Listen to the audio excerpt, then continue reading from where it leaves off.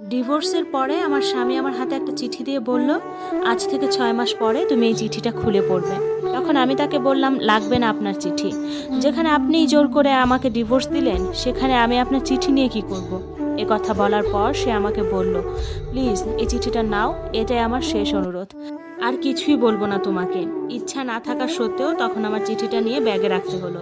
সবাই বলতে পারেন আমার ডিভোর্স কেন হলো। আসলে এই প্রশ্নটা আমারও, কেন সে আমাকে ডিভোর্স দিল এটা আমি নিজেও জানি না।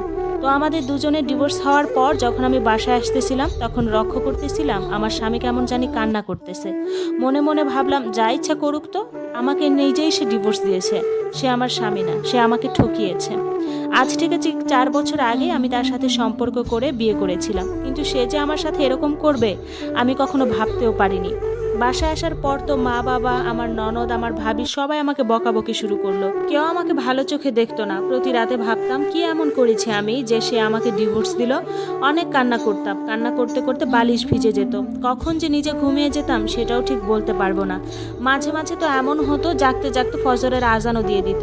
এর মাঝে আমাদের বিবাহ বিচ্ছেদের ১ বছর হয়ে গেল। হঠাৎ করে মনে পড়লো আমার স্বামী তো আমাকে হাতে একটা চিঠি দিয়েছিল, যেটা ৬ মাস পর খুলে পড়তে বলেছিল। মুহূর্তেই আমি যে ব্যাগে চিঠিটা রেখেছিলাম সেখান থেকে বের করে পড়তে শুরু করলাম।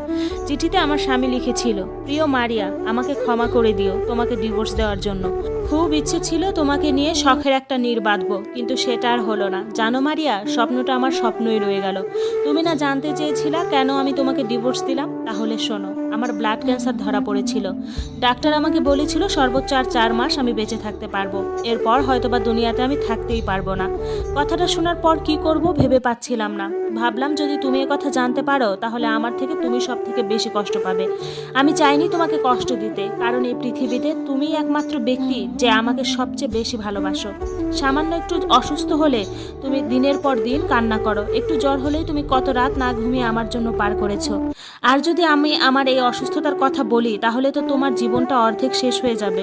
আমি চাইনি তোমাকে কষ্ট দিতে, যার কারণে তোমাকে ইচ্ছাকৃতভাবেই ডিভোর্স দিয়েছি, যেন তুমি আমাকে অনেক বেশি ঘৃণা করো। অনেক অনেক।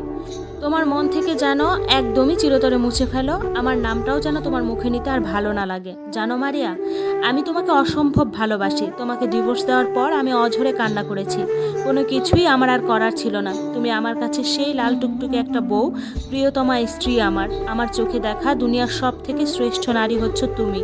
তোমার মতো কাউকে আমি পাইনি।